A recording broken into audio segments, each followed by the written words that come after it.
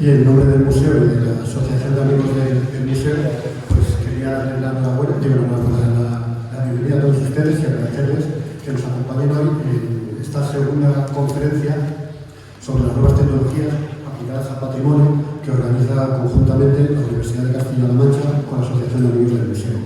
Recordarles a los alumnos que están inscritos y que tienen derecho a crédito que ahí está Lidia también con el listado de firmas para que a la terminación de la conferencia pues, puedan proceder a la firma correspondiente. Hoy tenemos con nosotros a Daniel Méndez, es para mí un honor y una satisfacción que se me haya brindado la oportunidad de presentarle, porque bueno, somos amigos desde hace más de 2 décadas y hemos trabajado juntos en unos cuantos proyectos y bueno, pues desde aquí agradecerle también que se haya brindado a estar con nosotros y a comunicarnos, ¿no? Y a enseñarnos cuál es su trabajo, porque bueno, está bastante atareado, da clases en 2 universidades en Madrid, mañana tiene clase y bueno, sé que ha hecho un esfuerzo por estar con todos nosotros porque a él también sé que le merecía. Daniel Méndez bueno, es licenciado en Comunicación Audiovisual por la Universidad Complutense de Madrid y en la actualidad es profesor de Comunicación Audiovisual de la Universidad Francisco de Vitoria y desde este año además dirige una recién creada aula de arqueología virtual dentro del grado de Humanidades de esta universidad. Y además también este año ha comenzado a dar clases como profesor en el Centro Universitario de Tecnología y Arte Digital en Madrid. La semana pasada tuvimos la ocasión de ver al profesor David Gallego escucharle sobre lo que suponen las nuevas tecnologías aplicadas a la arqueología y al patrimonio. Hoy vamos a tener la oportunidad de ver a Daniel Méndez en un enfoque totalmente diferente. Daniel se ha integrado, como vemos ahora, en varios equipos arqueológicos, pero él es un profesional del mundo audiovisual, no solo desde la docencia de estas 2 universidades que les he dicho, sino también a lo largo de toda su trayectoria profesional, porque algunos de ustedes le conocen porque ha trabajado en exposiciones en el museo, en el diseño de algunos elementos didácticos, pero ya les digo que creo que todos ustedes han visto trabajos suyos. Daniel lleva también varias décadas dedicadas al mundo audiovisual en televisión, en varias cadenas de televisión española, trabajó en CND Plus y bueno, para los que les guste el baloncesto, el Mundial de China del año 2019, la televisión china, como organizador, le encargó a Daniel hacer todo el grafismo, los dragones que aparecían, las alineaciones, las tallas y demás. Él también ha diseñado los mapas meteorológicos que vemos en Telecinco, en Antena 3 y en demás cadenas. Las últimas elecciones, y varias últimas, y las próximas ya me ha dicho que también, él ha sido el responsable del diseño de los gráficos que aparecen en La Sexta, en Telecinco, en Antena 3. Ahora, como ya bastante todo eso, pues desde su labor de formador a los alumnos de estas universidades, pues son los que están también siguiendo sus pasos con los diseños que él ya hizo. Además ha hecho también, cuando empezó Canal Plus, los estadios en 3D de los campos de fútbol para los aforos, las poles de la Fórmula 1. O sea que cualquiera que en los últimos años haya visto televisión con infografía, pues un pionero fue Daniel Méndez, que ya como les digo lleva muchos años en esto. Y sin embargo, pues un año a finales del siglo XX, ya no sé, inicios del XXI, se enfoca por Numancia porque se apasiona la arqueología y quería plasmar todos estos conocimientos que él tenía en hacer infografías, en hacer reconstrucciones, en su pasión de la arqueología.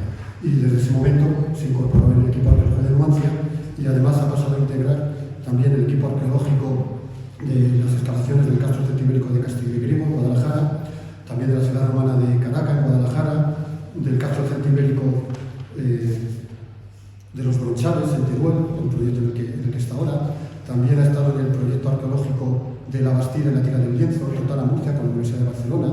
Ha hecho las reconstrucciones en 3D de muchos yacimientos de los más importantes de la península, como los Millares, que tuvo gran repercusión a nivel nacional e internacional, el Alcázar de Toledo, Numancia. Aquí en la provincia ha hecho Mentesa Loretana con la dirección del proyecto también de Honorio Álvarez, de la Asociación de Amigos del Museo. Bueno, ha hecho el Cermeño también en Guadalajara. Si ustedes entran en su página, porque en 2012 fundó una empresa que se llama Revives, pues ahí pueden ver muchos de estos trabajos. Pero más allá de dedicarse a hacer esta experiencia, este manejo de programas que tiene, la fotografía o reconstrucciones, yo creo que nos ha hablado también de muchas otras vertientes en las que hubiera sido pionero o bien ha ido profundizando. Por ejemplo, para el Museo de Ciudad Real hizo las simulaciones de las pinturas rupestres de escena de caza, que fue un gran trabajo, y luego suele abrir las puertas para hacer las animaciones del Museo Nacional en la exposición de la roca del museo, que tuvo ocasión de contemplar el año pasado, y todas esas animaciones de las pinturas rupestres de animales y seres humanos cazando las hizo Daniel. También hizo para nosotros, para el Museo de Ciudad Real, la animación de las estelas del bronce final, que aparte de ser un trabajo bastante didáctico y sugerente, durante la pandemia se viralizó porque tuvo la idea de que esos guerreros de la edad del bronce acudiesen a los sanitarios todos los días a las 8. Y entonces, no sé si lo recibieron ustedes por WhatsApp, pero tuvo un impacto también nacional, se viralizó la iniciativa que tuvo Dani junto con el museo para hacer estas cosas.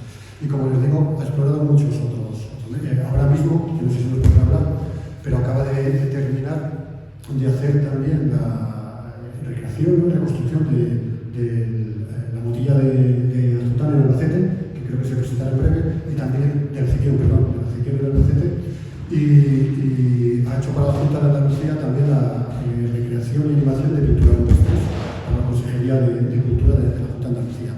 Y pues, si eso fuera poco, pues también hace unos años empezó a hacer visitas virtuales por exposiciones temporales. Las exposiciones tienen una vida efímera, desaparecen, y entonces él, aprovechando la tecnología que proporcionan los videojuegos en primera persona, pues hizo experiencias inmersivas en las que uno ve esas exposiciones y aparte de viajar por esos espacios, pues puede tenerse delante de las vitrinas y usando le salen las fichas catalográficas de las piezas. O sea, es una visión muy buena. Estos trabajos los hizo para el Museo del Ejército, otro museo nacional para el que he trabajado en Toledo, y sé que ahora, pues, como da alguna de estas asignaturas en la Universidad de Vitoria, pues a los alumnos, en vez de diseñar videojuegos, les pone a diseñar exposiciones, que es mucho más cultural, pero para que aprendan también temas de renderizado, de modelado y demás. Y por mi parte, nada más, agradecer a Daniel que esté aquí con todos nosotros, que comparta su experiencia y trayectoria, e insisto en que va a ser una visión diferente, pero complementaria a la que nos dio David la semana pasada, de un arqueólogo formado en nuevas tecnologías, y el rendimiento que le puede sacar a una persona como Daniel, que viene del mundo audiovisual, también como profesor de una universidad, en la que pues, con su experiencia puede ayudar a los alumnos a formarse en este mundo, y sobre todo que Daniel es el ejemplo pues, de lo que es el trabajo ahora mismo actual en arqueología, de trabajos interdisciplinares, incorporándose a los equipos pues, para con sus conocimientos permitir que se hagan pues, todos los estudios volumétricos de construcción, de inclinación de techumbres, se pueden montar, desmontar, y bueno, él pues, pone en pie pues, lo que uno tiene en mente muchas veces, se imagina de lo que puede ser su yacimiento, su excavación. Y por mi parte, nada más, muchas gracias.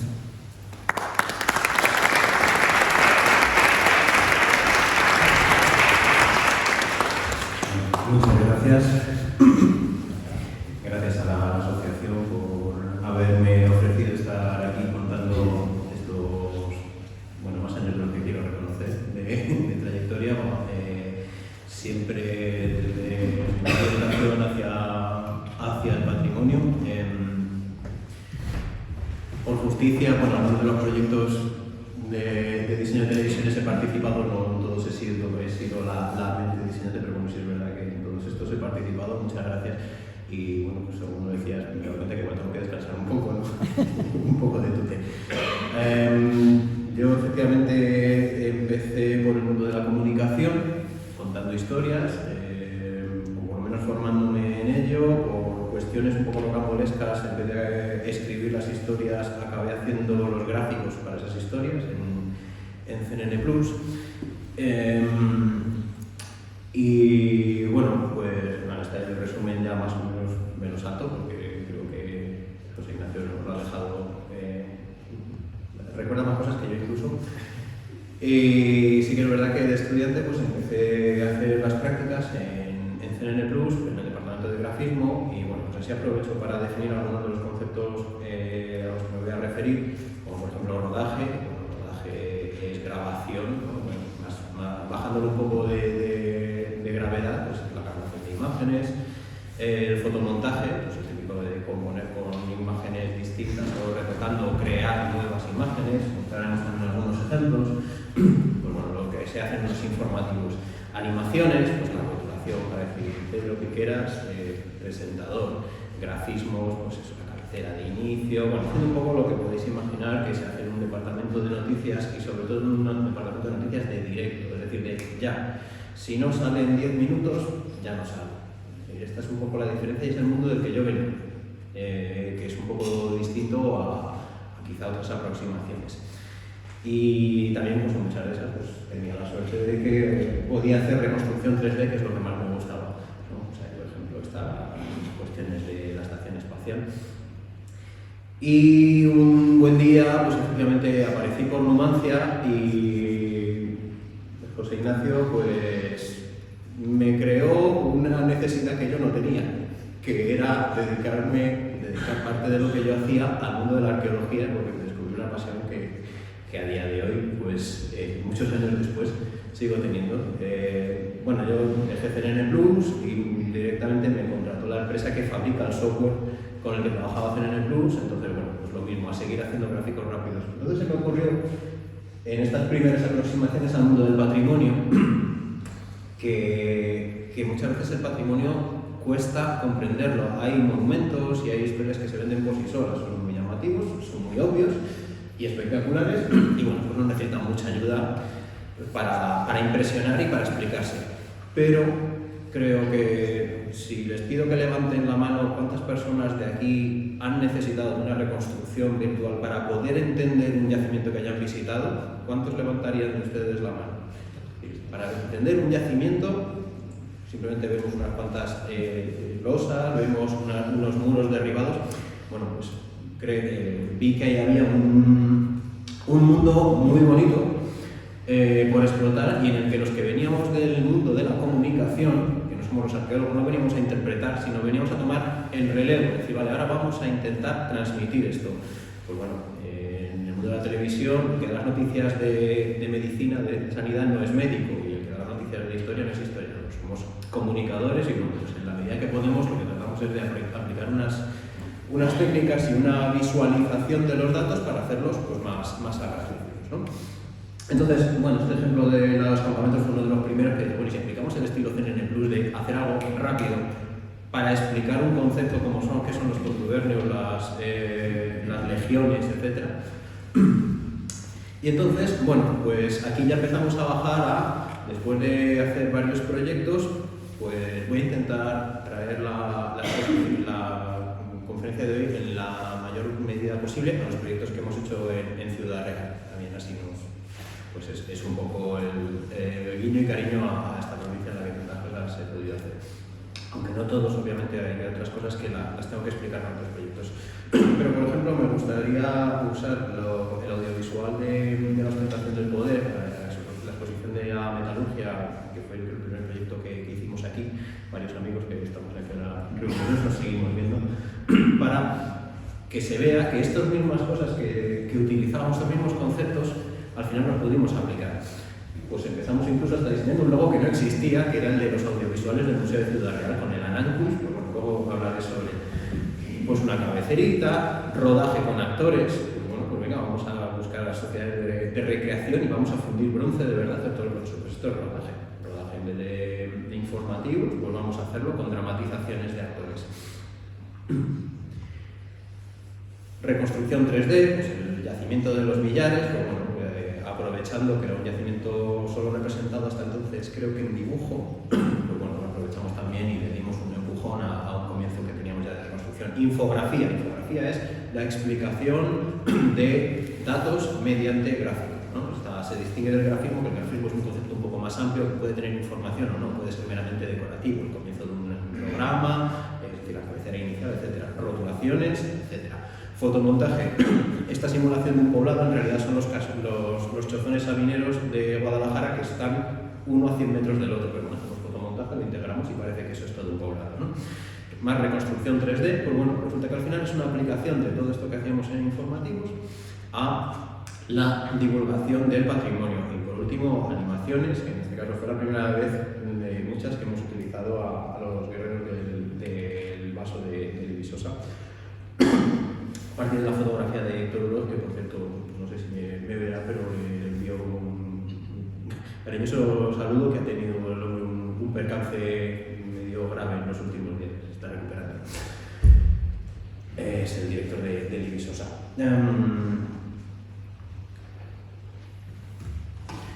Bueno, como guiño, simplemente explicar pues, algunos casos, como por ejemplo el de la cabecera que nos inventamos. Bueno, si le hacemos una marca a los audiovisuales que se hagan a partir de ahora del museo. No es el logo del museo, es el logo de los audiovisuales. Pues hoy vamos a aprovechar, simplemente son cuestiones de diseño, vamos a aprovechar con unos trazos lo que creo que es el elemento más emblemático del museo. Bueno, nos intentamos hacer un pequeño guiño cariñoso que seguimos utilizando en bastantes ocasiones, ¿no? Y de hecho pues, ha formado parte de las presentaciones de varias de las exposiciones en las que hemos trabajado. Probablemente de los proyectos que más haya podido desarrollar en la provincia han sido de animación, pues iconografía pues desde la edad del bronce hasta casi antes de ayer. Hemos podido hacer animaciones para traer un poco a la vida imágenes que en su momento fueron concebidas con una estética muy personal, sobre todo las animaciones de la Edad del Hierro de Castilla-La Mancha son de las que más me gustan y creo que más juego dan, menos explotadas están. Entonces hemos contado muchas historias con esas figuras, pero hemos aprovechado también, traeremos otras iconografías medievales. Hace poco que hicimos las animaciones de las cantigas de Alfonso X para contar la historia de los 600 años de la concesión del título de ciudad, la Ciudad Real. Otro proyecto realmente bonito en el que pues aprovechas un trabajo precioso de otra época y lo animas para contar historias, ¿no? Que es de lo que básicamente va a ir la ponencia de cómo aprovechar tecnologías para contar historias. Bueno, como bien decía José Ignacio, gracias a hacer la exposición de la caza, pues también al poco tiempo pude hacer una exposición pude participar en la exposición de la roca al museo, del Museo Arqueológico Nacional, y bueno, he traído aquí el proceso de creación para explicar un poco pues, cómo hacemos estas animaciones. Como veis, se van recortando cada una de las partes, de las articulaciones pensadas, y lo intentaréis hacer con recortes de papel, que habría que separar cada una de las piececitas y unirlas pues, con cuchichetas, ¿no? con hilos, no hacer una marioneta. Bueno, pues un poco el proceso.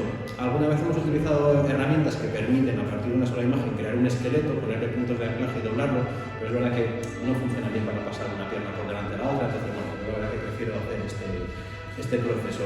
Como podéis imaginar, son muchas horas, es muy artesanal, no es una inteligencia artificial haciéndolo, ahora que todo es inteligencia artificial, y hay que reconocerle el mérito, pues en vez del tiempo que se dedica a programar una inteligencia artificial y ver lo que entiende y lo que no, yo aquí voy a romper una lanza por el trabajo artesanal. Creo que hay ciertas cosas que cuando son tan viscerales y sobre todo queremos hacer un poco de storytelling, ¿no? de contar una historia y explicar las cosas, tenemos que bajar la barra, tenemos que remangarnos y hacer las cosas manuales para darle todos los detalles a esa historia que queremos, ¿no? De hecho, bueno, aquí está el germen, viendo cómo estaba hecho ese bisonte,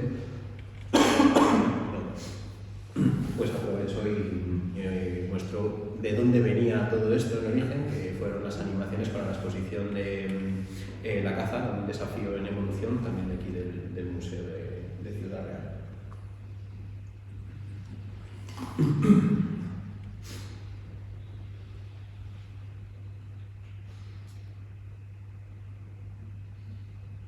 Así tenemos un poco de silencio.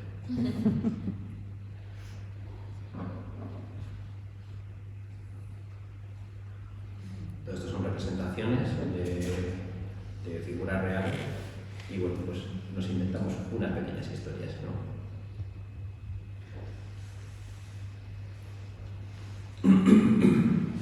Además, como pequeña anécdota trágica, sufrí un robo en medio de la producción de esta de esta exposición y tuve que rehacer otra vez desde cero algunas de las animaciones que habíamos tenido aquí. Fue un año único, pero valía la pena. Estas cosas se hacen con más cariño que ciertos otros gráficos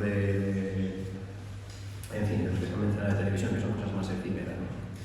Esto, a fin de cuentas, una de las cosas que me enamoró de trabajar para el patrimonio es que tiene muchísima más pervivencia. El trabajo que se realiza en el patrimonio no es una cosa efímera como esos trabajos en los que hablamos de televisión, de diseño gráfico, de publicidad, que son un poco, el ciclo de vida que tienen es muy corto. Este es mucho más agradecido.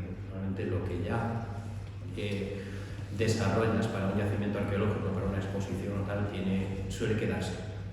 Siempre toca renovarse, ¿no? Y es verdad que sobre todo cuando pasa la segunda parte de esta presentación, que es la reconstrucción en 3D, es verdad que no hay mejor síntoma del avance de los proyectos que tu reconstrucción se quede antigua. Se quede obsoleta y haya que dar una vuelta. Bueno, a nadie le gusta tirar el trabajo a la basura, pero es que no hay que planteárselo cuando te metes en un proyecto de reconstrucción de un yacimiento, no hay que planteárselo como algo de cátedra. Siempre son propuestas para ser revisadas y seguir avanzando. Así que el que se meta en reconstrucción 3D tiene que asumir que esto es una cosa viva y que lo bueno es que haya que repetir muchas veces y mejorar muchas veces esos modelos. No se pueden plantear, aunque ya el proyecto esté cerrado, como algo definitivo. Bueno, simplemente por cerrar la parte de animación, pues bueno, un guiño a este proyecto tan bonito que me encargó la Asociación de Amigos del Museo de Ciudad Real hace pues un par de años ya, esto creo que fue en el 21, y que fue la oportunidad de animar las cantigas de Alfonso X para contar el proceso de primero de la fundación y luego sobre todo de la concesión, los 600 años de la concesión del título, porque pasaba de Villa a Ciudad Real. Y bueno, pues teníamos muchas historietas que contar y buscar muchas figuritas dentro de las cantigas para luego al final unos poquitos minutos.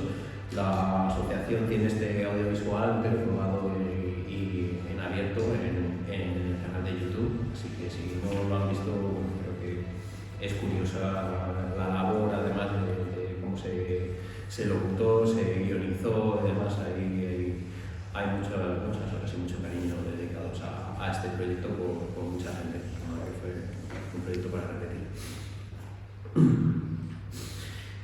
Y bueno, pues en vez de elegir una sola, como no sabía con cuál quedarme, este especial cariño a la reconstrucción de la Puerta de Toledo, que eso sí que no existía esa figura, pues bueno, a partir de piezas de las cantigas, pues hacer un poco de, pues, digamos, la construcción más representativa, una de las más representativas que quedan en pie de los siglos pasados de Ciudad Real, ¿no? Pues bueno, hacer un poquito el proceso de recreación. Esta no es verdad que no es una imagen de las cantigas, esto viene de otra parte, no recuerdo las piezas, pero bueno, pues hicimos un poco también ese pequeño guiño a la Puerta de Toledo. De hecho, con satisfacción he recordado hoy que esto forma parte de una gráfica en el museo, así que bueno, aunque no se mueva, pero ha quedado el trabajo en el día a día del museo a la vista. Como veis, pues de momento lo llamo animación 2D porque son dos capas. Luego hablaré un poquito de animación 3D, porque ya es la diferencia de la animación 2D, que son estas figuras en dos dimensiones, ¿no? Que son planas, con respecto a las 3D, que son muñecos que tienen ya profundidad, que giran, que hacen, en fin, que puedes girar el dibujo y sigue habiendo dibujo, ¿no? Pero bueno, a fin de cuentas, técnicas distintas para alcanzar un mismo resultado, un mismo objetivo, que es el contar una historia.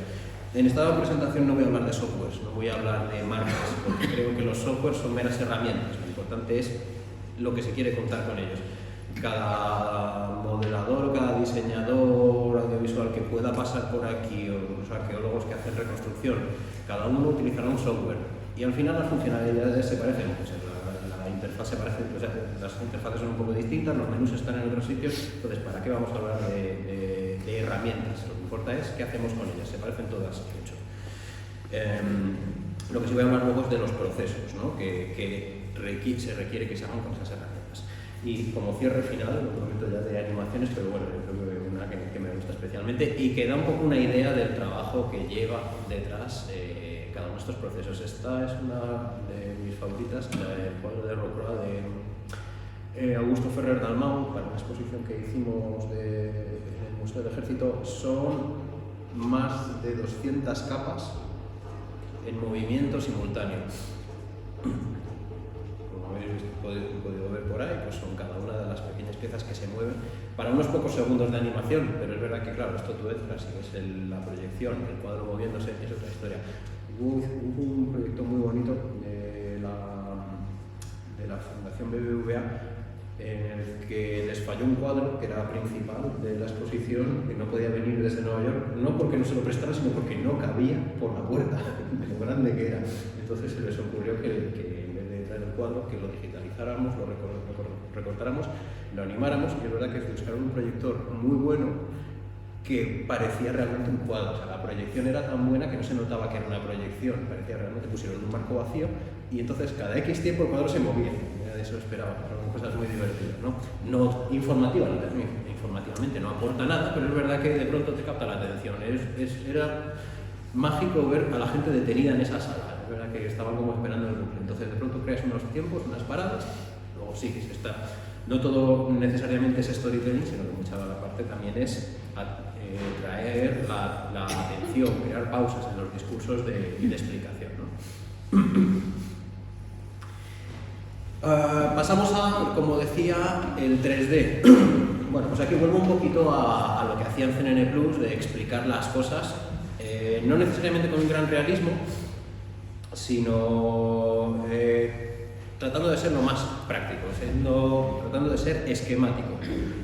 Estos son los proyectos para un equipo del Instituto Geológico y Minero con el que tengo también el orgullo de colaborar desde hace ya unos años, sobre todo en yacimientos arqueológicos, pero bueno, han desarrollado unos modelos predictivos, primero para saber qué yacimientos han sido destruidos por terremotos o por grandes inundaciones, y sobre todo cómo prevenir en los yacimientos actuales, o sea, en patrimonio de la humanidad, nuevos daños por las mismas causas. Entonces, claro, lo que pasa es que son modelos y son historias un poco abstractas, entonces hay que explicarlo en muy poquitos minutos cuáles son los modelos y cómo reconocen ellos primero que esos yacimientos han sido destruidos de esta manera.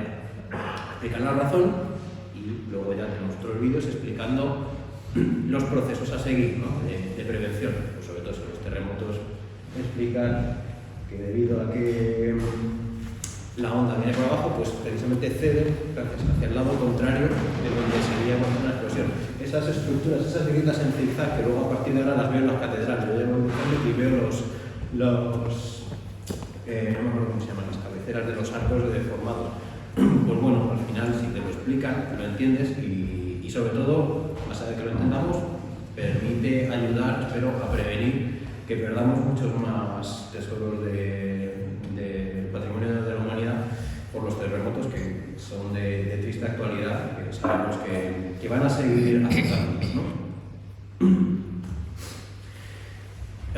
Me muevo a la segunda parte, ya no tanto animación, vamos a hablar un poquito de reconstrucción 3D, que es otra aplicación de las tecnologías de la comunicación, no en exclusiva para la comunicación, pero bueno, nos ayudan sobre todo a la parte didáctica de interpretar y explicar. Yo al principio los planteaba siempre como modelos para explicar para el visitante, lo que pasa es que la bonita experiencia de participar en equipos de excavación vivos, de estar en caliente y estar con la carretilla, con los equipos, es que podemos ir haciendo también modelos según estamos excavando y que con esos modelos participemos de la interpretación, del debate.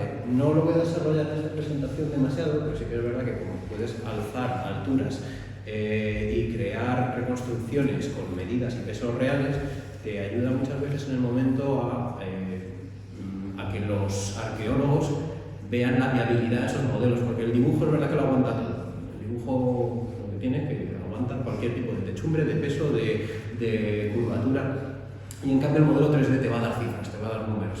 Y entonces es más interesante, porque a lo mejor resulta que hay que replantear una interpretación y por tanto ayuda de alguna manera a pues redirigir a lo mejor esa cata o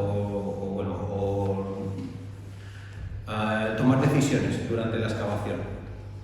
es una herramienta más para ayudar a la comprensión. Pero siempre herramienta al servicio de los arqueólogos en la medida que ellos la quieran aprovechar. Bueno, procesos de la reconstrucción 3D. Hablaré del modelado y texturizado, tanto del terreno como de las estructuras. Y bueno, algunos conceptos un poco más palabras, que son eliminación y render, lo mostraré con imágenes para que sepamos, pero bueno, que sepamos lo que hay detrás, ¿vale? En esto no hay tanta magia, hay muchas horas de trabajo normalmente detrás de todas estas reconstrucciones. Es verdad que ya hay inteligencias artificiales capaces de reconstruirte excavaciones y levantar los edificios, pero claro, esas inteligencias artificiales funcionan muy bien cuando le damos patrones de construcción muy cerrados, es decir, arquitectura griega en la que solo hay una ocupación. Bueno, pues como las medidas griegas o incluso las romanas son bastante previsibles, siempre siguen unas proporciones y unas formas un poco reiterativas, pues a partir de la detección de una planta es capaz de hacerte una interpretación. Pero bueno, pues por desgracia la mayoría de yacimientos ni tienen esa capacidad de, no siguen esas reglas, esas proporciones y sobre todo se acumulan los estratos y los niveles. Entonces ahí me parece que no va a haber inteligencia artificial que decodifique eso y vamos a seguir siempre dependiendo de la buena interpretación de los arqueólogos y bueno, pues en colaboración también con arquitectos que seguro que algo tendrán que aportar. Bueno, traigo aquí el proyecto de Castil de Griegos, que probablemente sea el más loco que he hecho a nivel de modelado por cantidad de horas. Aquí están dibujadas las curvas de nivel para hacer la reconstrucción del terreno. Cuando empezamos este proyecto es verdad que no había una cartografía de mucha resolución a la que remitir, con lo cual nos convenía más hacerla manual, pero es que además lo que tiene reconstruir tu propia cartografía es que luego puedes modificarla más fácilmente. Tengamos en cuenta que el paisaje de ahora no es el paisaje de hace 2000 o 2500 años, que es a lo que intenta referirse este yacimiento. Cuando hablamos de arqueología, veremos que la acción del hombre ha modificado el paisaje y hasta simplemente el deforestar una ladera para hacer campos de cultivo, lo que te hace es que esa ladera en 2000 años no tiene nada que ver. Los cauces de los ríos se encajonan porque al perderse la vegetación, la arena queda suelta, las lluvias se la llevan con más facilidad, los terrenos se deforman con muchísima más facilidad. Entonces tenemos que intentar retrotraernos y deformar los paisajes, y la cartografía que tenemos ahora no es tan fácil de modificar, pues ya tienes que hacer una labor muy tediosa para intentar modificarla. Es mucho más fácil recrearla a partir de las curvas de nivel de la interpretación y levantarla. Así que yo también voy a abogar por la recreación de estas interpretaciones del terreno de forma manual. Estamos en el mundo, como siempre digo, y quienes me conocen recurrimos siempre al chiste, del cine. Es verdad que yo no estoy en el mundo de la digitalización del patrimonio. Hay otras conferencias que se han dado y se van a dar que se refieren a digitalización, congelar el momento actual al centímetro o al milímetro. Yo estoy en otro mundo, yo estoy en intentar retrotraernos a cómo era. Y ahí las medidas 1 centímetro arriba, 1 centímetro abajo no tiene relevancia. Estamos hablando de idealizaciones. Así que por eso yo prefiero hacer modelos flexibles. Y para eso, cuanto más mío sea y menos dependa de una cartografía externa, más capacidad de formación tendré para adaptarme a lo que van descubriendo los arqueólogos. Luego viene la parte del modelado también de estructuras. Bueno, pongo aquí parte del yacimiento de Caraca, de las termas. Como veis, con lo que trabajamos es creando una malla con un alambre a partir de polígonos o de dibujo libre, sobre la que iremos pegando texturas que le dan la apariencia externa, ¿no? el acabado final. Decía lo de que es el proyecto más loco, el de Castil de Griegos, porque en este directamente hicimos el modelado de las 2.500 piedras que están ahora mismo en superficie. No lo hagáis en casa. Esto como experimento estuvo curioso, se pueden sacar muchos parámetros. Es verdad que cuando lo hice en su momento no tenía tampoco la capacidad de convertir esto a unidades. Hubiera estado muy interesante ver los volúmenes para calcular trabajos. Este es un yacimiento que es relativamente pequeño, pero claro, hablamos de sillares de 1 metro cúbico en poblaciones muy pequeñas. Entonces, claro, la magia y el misterio de esto es cómo movilizas a poblaciones suficientemente potentes como para construir este yacimiento, si se supone que tienes una población muy pequeña, que no usas la polea, hasta donde sabemos. Bueno, pues en este modelo no está hecho, pero sí que es susceptible de parametrizar y entonces asignarles, según las piedras que tenemos, asignarles unas densidades a cada tipo de piedra y entonces calcularíamos pesos, calcularíamos trabajos, podríamos crear modelos predictivos de tantas personas tardarían tanto tiempo en crear esta estructura. Si las fechas no nos cuadran, porque encima esto se ha hecho en menos tiempo, tenemos que ampliar el número de gente. Es decir, podríamos empezar a jugar con numerología, ¿no? Que creo que es un añadido a todas estas capacidades. Hay muchos de los proyectos que hemos hecho que, bueno, pues han ido proponiendo ideas, pero es verdad que haría falta mucha más dedicación y probablemente gente para poder completarlos. Pero bueno, abren el camino. A nosotros nos sirvió por lo menos luego para hacer pequeños juegos, como explicar que todas esas piedras venían de la excavación del foso. Bueno, pues haces una explicación visual, por lo menos nos valió para estas cosas. Y es verdad que luego esos muros los copias y ya generas la extrapolación de lo que calculas que faltaría en esas estructuras. Así que bueno, insisto, no lo hagáis en casa, que son muchas horas. A esas mallas, esos alambres, las cubrimos con lo que llamamos materiales. Materiales, también se puede decir texturas, ¿vale? Texturas se refiere más a lo que es estrictamente la imagen. Pero bueno, ¿qué determina que este muro sea de ladrillo, sea de cal, sea de piedra, sea de cemento? Pues en el caso que acabo de mostrar, que una piedra sea caliza y que otra sea toba, viene de hacer un reportaje fotográfico de todas las ruinas, de todas las estructuras y sacar un patrón de cómo es la roca caliza a la intemperie, es decir, liquenificada con el líquen, cómo es la que está recién extraída, que tiene otro color completamente distinto, cómo es la toba en superficie, y hacer de ese reportaje fotográfico, hacer un tratamiento que se llama convertir a seamless del inglés, sin borde, sin recorte, por el cual esa misma baldosa repetida hasta el infinito no se ve el corte, ¿no? Tenemos que hacer que eso sea como un tapiz, como un papel de envolver en el que no veas el final, porque las piedras son unos pocos centímetros y otras son de varios metros cúbicos. Necesitas ponerle lo que llamamos un material que reproduzca sin que se noten los cortes ese comportamiento. Diferencia entre textura y material, por mencionarlo, la textura diríamos que es solo esa imagen que te determina que sea granito o que sea ladrillo, y material es algo más complejo, habla también de las propiedades de reflexión, refracción, de rugosidad, todas estas cosas que en función de la luz de ese software 3D que utilizas hace que se comporte el material de una forma más realista. Sabemos que el cristal se comporta completamente distinto a la roca respecto a los rayos de luz. Bueno, pues todo ese tipo de cosas afectan, incluso como unos materiales afectan a otros. Si yo tengo aquí esta lona roja, seguramente que en general a mí me está rebotando luz roja y estoy más rojo de lo que realmente, a vuestros ojos estoy más rojo de lo que realmente estoy.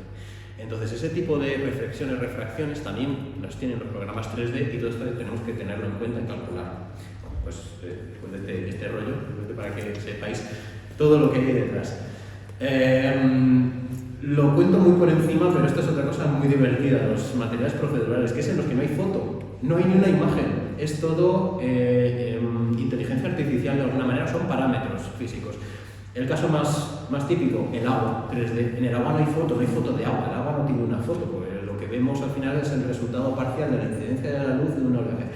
Los materiales de agua son el resultado de dar unos parámetros físicos de reflexión, refracción y de parámetros atmosféricos, y con eso al final el ordenador sabe interpretarlo. Incluso ya estamos en tal desarrollo de los materiales procedurales que este tipo de muros, de baldosas, etcétera, no tienen tampoco ni un solo píxel de imagen real. Ahí no hay nada de foto. Han sido parámetros que se le han ido dando a estos materiales y son capaces de generar tramas enteras de superficies, incluso bosques. He visto algunos materiales que son ahí sí que nunca verás el patrón de repetición, porque son algoritmos que están generando estas superficies en tiempo real. La verdad que es un mundo apasionante en el que yo creo que ya es una profesión en sí misma. Antes los que nos dedicábamos al 3D, pues bueno, hacíamos un poco de todo, éramos un poco hombres orquesta, y esto ya el software se está profundizando tanto que necesita gente especializada en cada una de las parcelas. El punto de conexión entre lo que hablaba antes de la digitalización, la foto de la hora, la captura de cómo es ahora, esto que pues me imagino que hablaría David Gallego en la presentación anterior y seguro que los compañeros que me van a continuar lo mencionarán, que es la fotogrametría. Es a partir de varias fotografías, muchas fotografías, se consigue hacer un modelo tridimensional, una fotografía 3D por la que te puedes mover y es una captura exacta del momento. Como digo, a mí me interesa no el momento de 2023, me interesa el del año 23 o del menos 23 o del menos 100 o 223. Entonces, a mí de lo que sí que muchas veces me alimento de estas reconstrucciones es utilizarlas como plantilla de alzado. O sea, que no es que yo las desprecie. No me suele gustar depender únicamente de ellas porque es verdad que esas fotogrametrías están capturadas un día del año con una incidencia de luz concreta. Entonces, la incidencia de las sombras, para que yo consiga emular con lo mío esa misma sombra, esa proyección, se nota el parche, se nota el corte de lo que es verdad y lo que no. Entonces, bueno, a mí me gusta más utilizarlos como anclaje y como molde y luego hacer el cine, reconstruir, ¿no?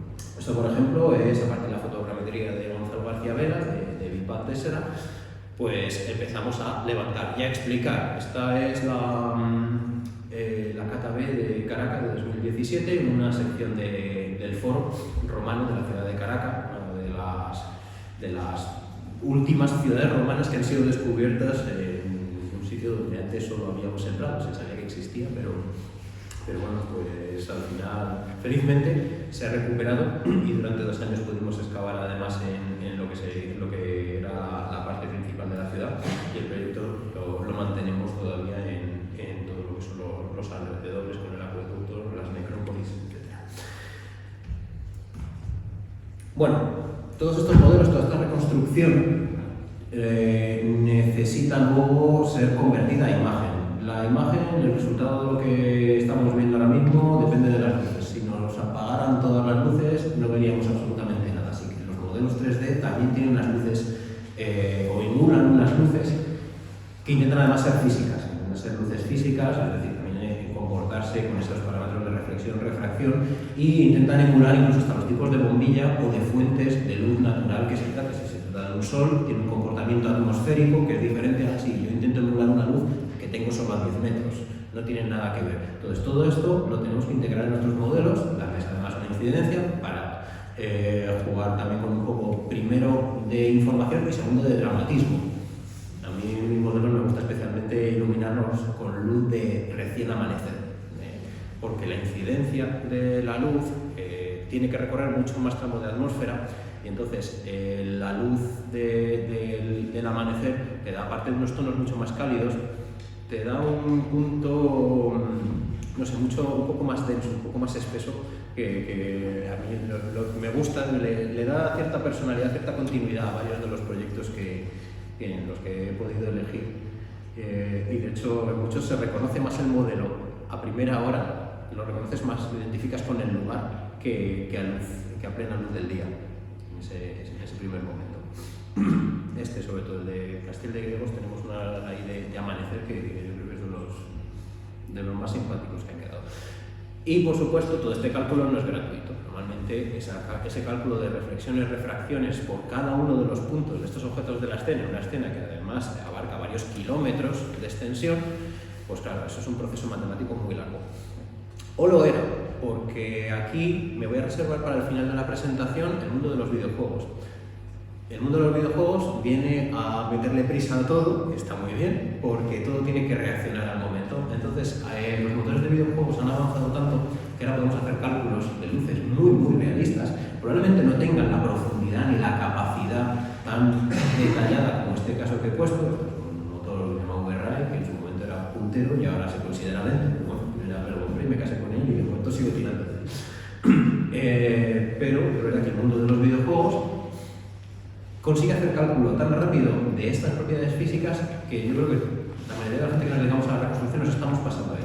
Estamos empezando a meter los modelos 3D en el mundo de los videojuegos, porque ya además así no solo hacemos un vídeo, es que podemos hacer un juego, podemos hacer una experiencia inmersiva con gafas, estamos ya traspasando la barrera, ya no contamos una única historia, es que la historia la puedes contar tú si quieres.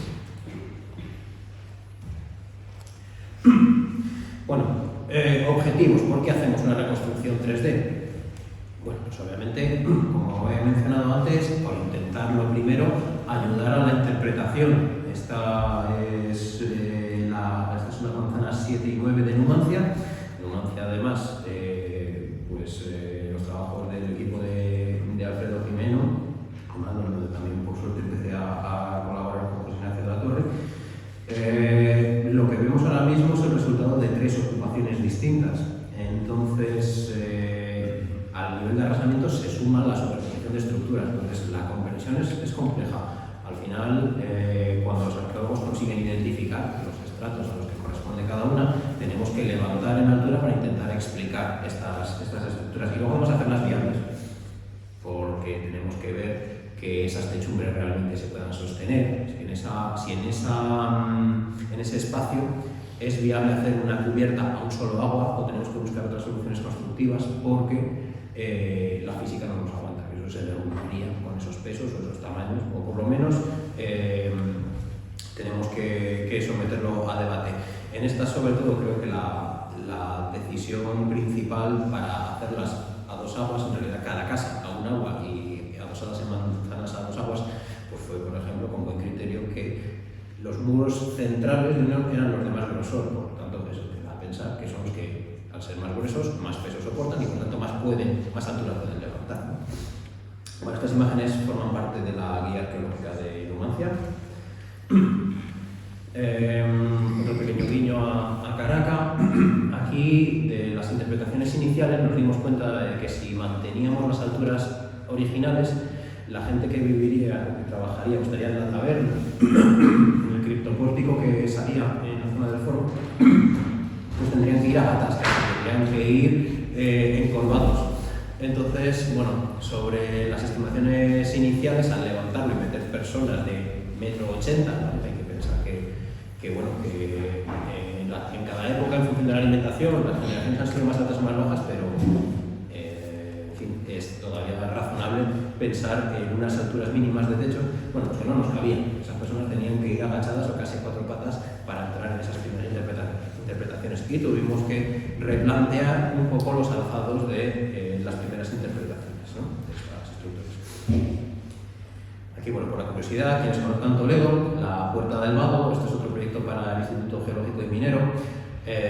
Realmente, de lo que vemos, vuelvo a ponerlo desde el principio porque es un caso muy curioso, la Puerta del Vado se conserva hasta ahí, pero resulta que está excavada y tiene toda esta otra entidad hacia abajo.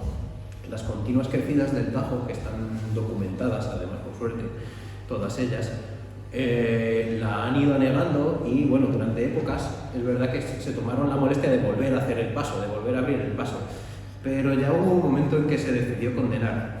Si esto ha sucedido en los últimos 2000 años, es previsible, para ella es verdad que el Tajo está más controlado, está domesticado, hay represas, está mucho más domesticado, pero es posible que esto vuelva a suceder, si ha sucedido en otras ocasiones, y que una crecida aumente y llene de lodos la cota de altura actual de Toledo hasta 3 metros, por ejemplo, que se anegaba esta puerta. Así que, bueno, eso también hay que sacar conclusiones.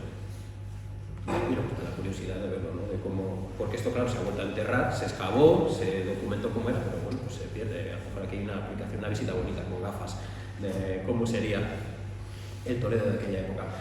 Y sí que es verdad que toda esta explicación, un poco así a matacaballo, me la quería traer a un caso concreto de Ciudad Real, que es el de Villanueva de la Fuente. ¿Cómo voy de tiempo? Vale. Bueno, lo intento resumir lo máximo posible. Me pareció un proyecto precioso, por suerte, además aquí está el director aquí presente, porque son 2000 años de historia de un yacimiento que está debajo del pueblo. Es decir, normalmente los yacimientos están a las afueras y podemos interpretarlos o visitarlos mejor o peor, pero es que aquí el yacimiento está debajo de cada una de las casas actuales del pueblo. Entonces, por suerte, el ayuntamiento invirtió en la investigación en la medida que se pudiera, y en especial me voy a centrar en el Callejón del Aire, probablemente más central de las parcelas, la más central de las parcelas que se pudieron excavar y que dio la secuencia entera de 2000 años de ocupación. O sea, la verdad que es un proyecto muy bonito, pero que a simple vista cuesta. ¿Vale? Pues esto es el proyecto, bueno, de los planos de Luis Benítez de Lugo, de Javier Álvarez. Esto es lo que la excavación da. Es un tesoro a nivel cronológico porque es que está desde la fase íbera hasta la fase romana, están las medievales y luego otro caso especialmente curioso de buen ojo de detectar un evento histórico. Pero claro, a simple vista es muy difícil, es duro. Plantarte delante de estos muros y tratar de sacar una historia. Entonces, bueno, pues aquí empezamos en este proyecto, como siempre en cualquier yacimiento arqueológico, dependiendo de la orografía. Si este proyecto era hacer un vídeo explicativo e interpretativo de cómo sería esta ciudad durante sus 2000 años de historia. Pues lo primero es que hay que representar el terreno sobre el que está, es condicionante, es lo que normalmente el que determina la elección primera por la que alguien se asienta, en este caso además es el nacimiento del río Villanueva, una de las fuentes más caudalosas de la zona. Entonces, bueno, pues es una buena elección, pero además es verdad que te restringe a la parte más alta, lo que la almendra, podríamos decir, te permite habitar.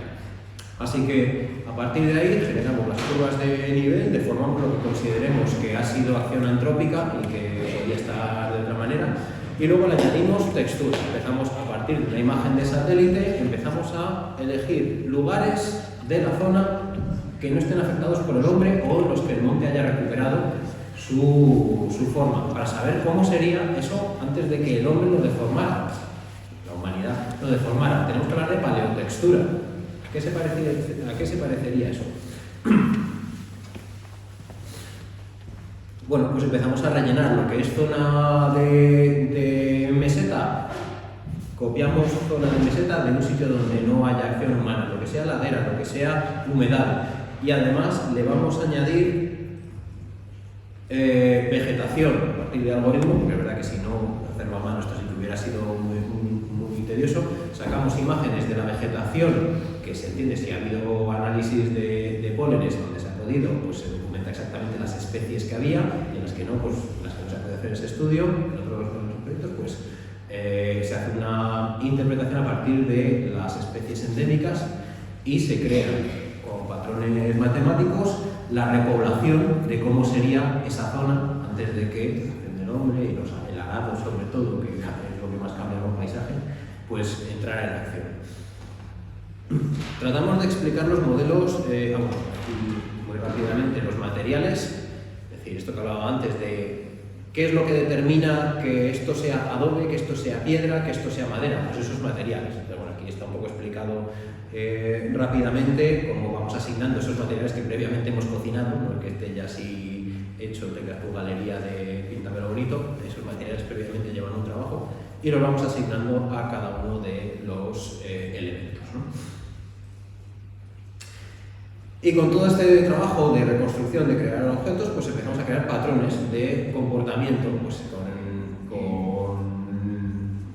con los estudios, con esa primera fase íbera, cómo eran esas casas, pues intenta explicar que la fase ibérica sigue un poco un patrón de población, pues como siempre digo, una huella dactilar, ¿no? Tiene un punto central y se va expandiendo, con más o menos un modelo un poco radial, pero aleatorio, ¿no? Sobre todo para distinguirlo de la siguiente interpretación, aquí bajamos al detalle, que es el modelo romano, que trae la cuadrícula. Esto ya es otra cosa, entonces tenemos que hacer un cambio grande en la interpretación. Vuelvo a decir, este pueblo está encima del yacimiento, todo esto es extrapolación, pero es que tenemos que explicar lo que se va a ver en ese museo. Entonces aquí lo que hacemos es traer la cuadrícula, de pronto traer la línea recta y chocar con lo que había antes, con los modelos, vamos a llamarlo, un poco feo y dije, íberos, los modelos propios antes de la conquista romana. Bueno, seguimos con el caso que más reto suponía, que era dentro del Callejón del Aire. Además se detecta, la dirección del proyecto detecta los restos de una mina, de una zapa. Este lugar fue asediado por las tropas de Fernando el Católico en la guerra contra el Marqués de Villena, y para romper la muralla hicieron un túnel y bueno, eso es una cosa una de las técnicas de la Edad Media para no tener que saltar la muralla. Derribas la muralla, ¿cómo? Creando un túnel, metiendo fuego debajo y por la dilatación eso revienta, expande y luego colapsa. Y entonces abres una brecha en la muralla y en este caso te han comentado que fue el motivo de la rendición. Bueno, pues con tan buen tino que en esa parcela que consiguió el ayuntamiento y que excavaron, por suerte, gracias a aquí presentes a parte del equipo, detectaron los restos de esa zapa. Bueno, pues aquí hablamos de otro concepto que es la postproducción, que es todavía el cine, ¿no? Hicimos la reconstrucción y tenemos que dar un poco de dramatismo, pues esto es pura fotocomposición. A la fotocomposición de imágenes estáticas, pues también se le puede hacer fotocomposición al vídeo. Entonces trabajamos por diferentes capas, voy a acelerar un poquito, y tratamos de explicar pues ese proceso de creación de una mina por debajo de la muralla, para narrar este episodio. Y bueno, pues ya como casi cierre, bueno, simplemente las reconstrucciones de la etapa final, de ese proceso del asedio, bueno, hacer un poquito de cine también para acompañar la explicación, ¿no? Aquí este es un pequeño fragmento del audiovisual que se muestra en el museo, pues correspondiente a este episodio.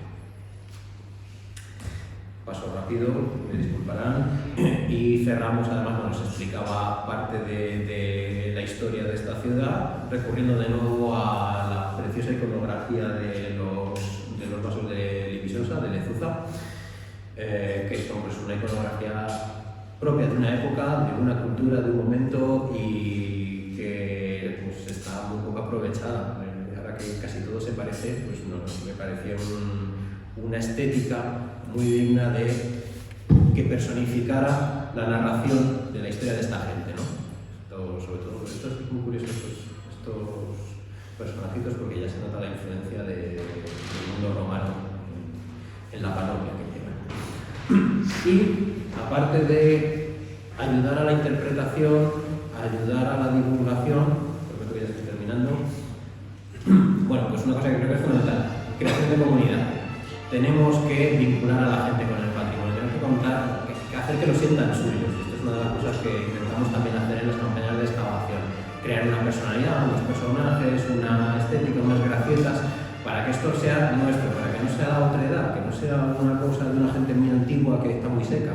No, vamos a intentar vincular, vamos a intentar generar sentimientos y simpatía por nuestros proyectos. Entonces, esto también forma parte de la reconstrucción, es decir, tu personaje es 3D, igual que has hecho un muro o has hecho un señor muy antiguo, te haces tu personajito 3D que forme parte de esa labor de transmisión del conocimiento, ¿no? Y cierro con lo que hablaba del mundo de los videojuegos. Bueno, pues si tenemos ya también las tecnologías de los videojuegos a nuestro alcance, ¿por qué no aprovecharlas para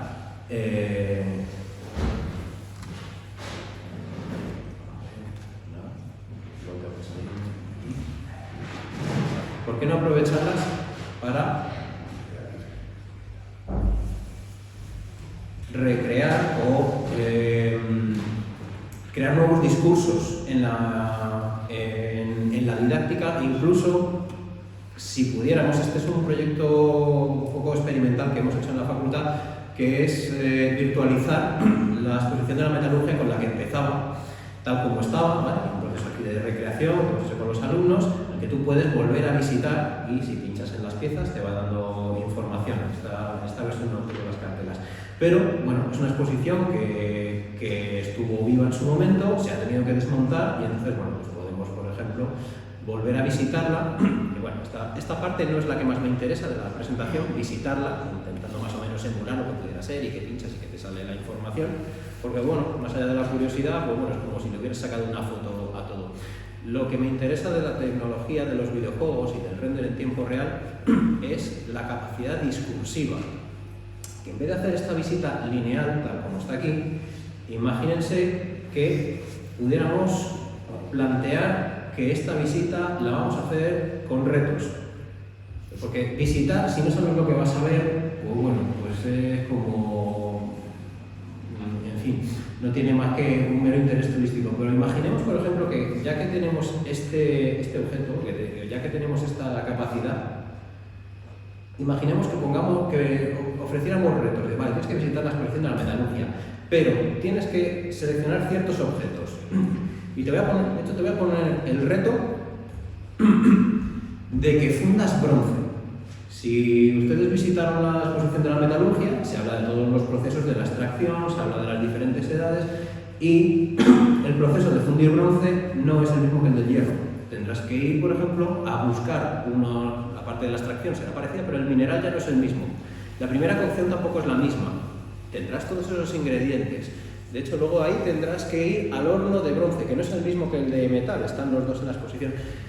Y finalmente tendrás que trabajar en un taller de los muchos que había en la exposición. ¿Por qué cuento esta historia? Porque estás creando retos, porque estás intentando asimilar conocimientos, no simplemente visitar, sino que en una exposición virtual en la que no hay que mover ni un solo tabique ni dar una sola mano de pintura, tú puedes crear múltiples discursos, puedes crear diferentes retos y sobre todo vivirlos en primera persona, crear experiencias. Eso es lo que creo que nos permite el mundo de los videojuegos. Yo no podría haber ido por esa exposición y coger el hacha del cuartón de pila y ponerme a excavar porque no hay dónde, ni hubiera podido usar ese horno, ni ponerme a fundir en medio del museo. Pero en un juego sí. Y creo ese reto y esa experiencia. Quien ha conseguido buscar toda la documentación para fundir bronce y no hierro y superar ese reto, sabrá cómo se hacía el bronce. Y es una experiencia divertida, es un juego, con lo cual es mucho más fácil asimilarlo. Entonces creo que las tecnologías, más allá de lo de las gafas, que bueno, parece curioso, pero creo que a los 10 segundos de llevar la gafa ya está todo visto, ya sabemos lo que podemos prever. Creo que es mucho más interesante en el mundo de la virtualización y del tiempo real poder aprovechar las capacidades de los múltiples discursos, de los retos, de los desafíos, para que podamos asimilar realmente los discursos, para que podamos entender mejor las diferentes fases de lo que estamos viendo y crear una experiencia mucho más enriquecedora en la que somos protagonistas, en las que podemos hacer cosas. Estos, bueno, son retos en los que intento engañar a la gente en mi universidad a ver si conseguimos reunir esfuerzos, porque es verdad que no hay que mover tabiques. Aquí no hacen falta albañiles, aquí hace falta mucha gente modelando y creando programación, pero bueno, son unos proyectos de investigación interesantes y que sobre todo creo que le darían una segunda vida a trabajos como esta exposición y todas las otras que he tenido la suerte de participar en este museo, que merecen ser revisitadas y que, bueno, más allá de que quede en nuestro recuerdo, pues que sigan pudiendo ser visitables. Y con esto me despido, hablando también de personajitos 3D con los que queremos mostrar el cariño que le tenemos a este museo y que sea nuestro personajito, diseñado originalmente por José Luis Sobrino, Orisio, nuestro príncipe íbero, quien dibuje ese museo de Ciudad Real, ese Anancus, y creemos una personalidad virtual, algo que nos haga amable el venir al museo, no solo a aprender, sino también a divertirnos y a hacer un poco de cine también, ¿por qué no? Así que muchas gracias por su tiempo, perdón que me salió un poco de plazo, pero bueno, muchas gracias.